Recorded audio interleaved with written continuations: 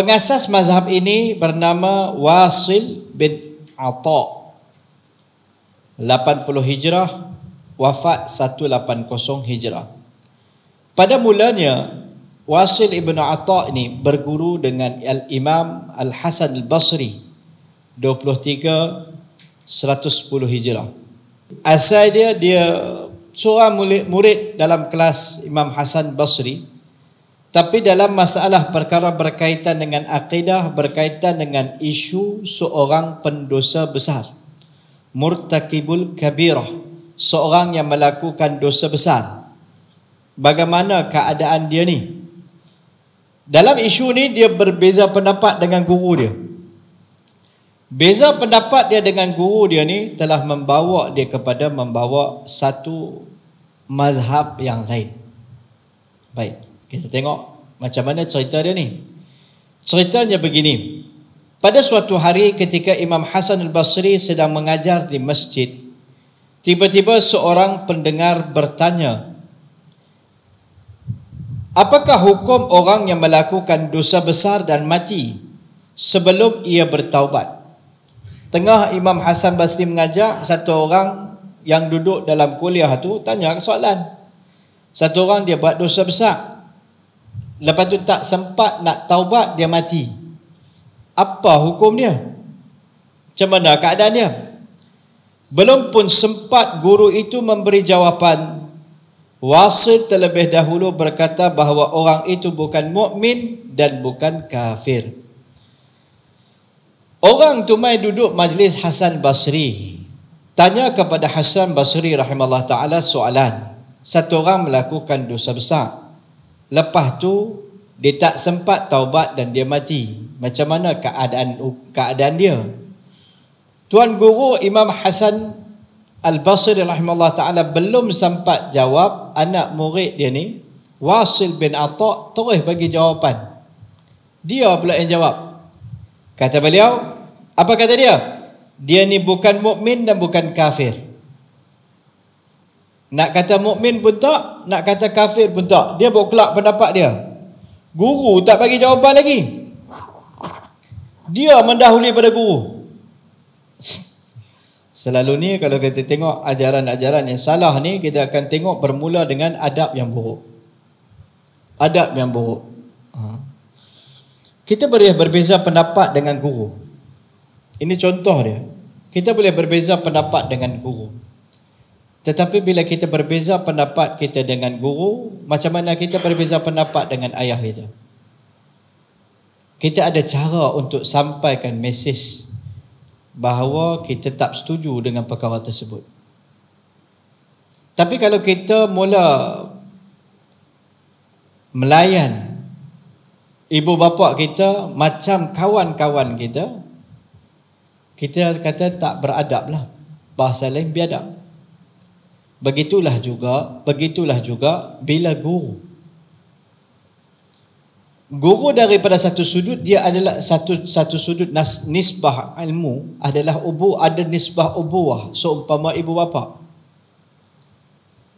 Min haitsu annahu muallim, Allah menegur sahabat Nabi sallallahu alaihi wasallam, la tarfa'u aswatakum fawqa sautin nabi. Jangan meninggikan suara kamu lebih pada suara Nabi.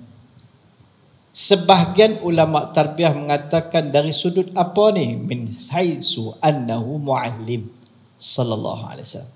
Dari sudut sebahagian ulama mengatakan bahawa baginda Nabi adalah muallim, adalah guru.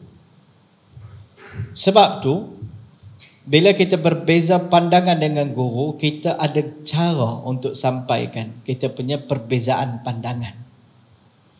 Contoh, bila kita berbeza pandangan, kata dalam majlis, kita tak setuju dengan pandangan tersebut, kita boleh nyatakan kita punya tak setuju tu selepas tamat majlis. Boleh muzakarah dengan guru. Imam-imam terdahulu berlaku perkara macam ni. Imam Malik rahimahullah ta'ala dengan Imam Syafi'i rahimahullah ta'ala berlaku perdebatan. Imam Syafi'i ada pendapat Imam Malik yang beliau tak setuju, dan ada gaya bahasa yang dia gunakan untuk bersama dengan Imam Malik rahimahullah ta'ala dalam perdebatan. Banyak perkara. Kalau sama, Imam Syafi'i dah jadi Maliki. Tapi kerana tak sama, Imam Syafi'i telah mengasas satu mazhab yang lain, Syafi'i. Imam Syafi'i belajar dengan Imam Maliki daripada madrasah Ahlul Hadis, sempat bersama dengan Imam Muhammad ibn Hasan Asy-Syaibani daripada madrasah Ahlul Ra'yi, anak murid kepada Imam Abu Hanifah rahimahullah ta'ala. Jadi Imam Syafi'i rahimahullah ta'ala menjadi ulama yang besar. Beza pandangan itu. Imam Ahmad ibn Hanbal menuntut usulul fiqh daripada Imam Syafi'i. Imam Ahmad ibn Hanbal memuji Imam Syafi'i. Aku tidak pernah melihat seorang alim seumpama dia. Memuji Imam Syafi'i. Tapi Imam Ahmad ibn Hanbal mempunyai mazhab dia itu sendiri.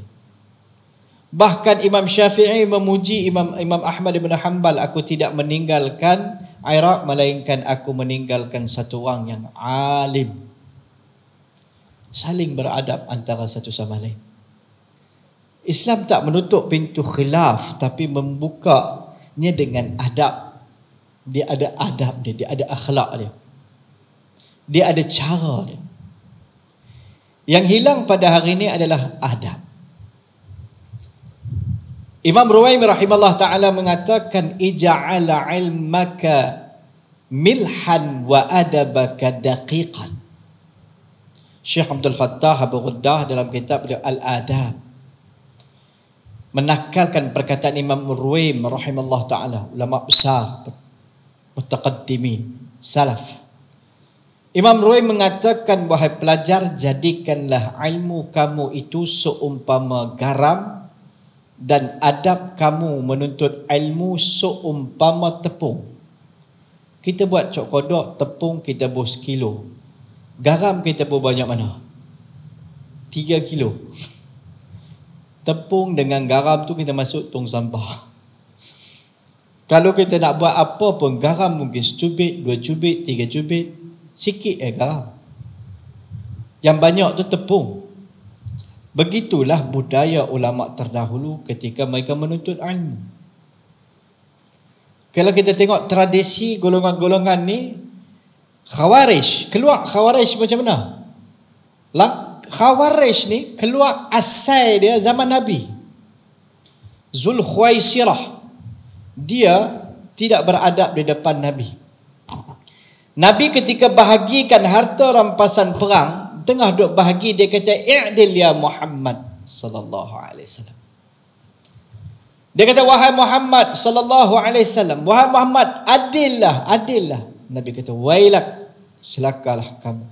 Siapa lagi yang lebih adil daripada aku? Sahabat Nabi cukup marah pada ketika itu. Itu menandakan zaman Nabi, sahabat Nabi pun beradab. Pada ketika itu saja, Nabi kata jangan apa-apakan dia, kerana di balik dia nanti, di belakang dia nanti akan keluar satu golongan orang yang mereka membaca Quran, hebat ibadat mereka, tetapi Quran mereka tidak jauh, tidak keluar melainkan daripada kengkung mereka, tak sampai. Daripada Zulkhuwaisarah ni lah keluarnya golongan Khawarij yang berusaha nak bunuh sahabat. Mereka punya ibadat cukup hebat. Semayang ni, zikir ni, ajaib. Merekah dia punya sujud. Quran ni hebat. Tetapi mereka adalah firqah yang sesat. Kalau kita tengok sejarah-sejarah mereka, lebih kurang macam tu. Bila dia ekstrim salah-salah satu sudut, dia akan bawa kepada itu. Jadi kerana tu kita tengok sejarah ni pun sama.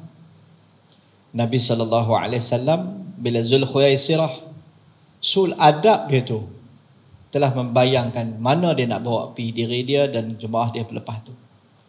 Begitulah Wasil bin Ata ni pun.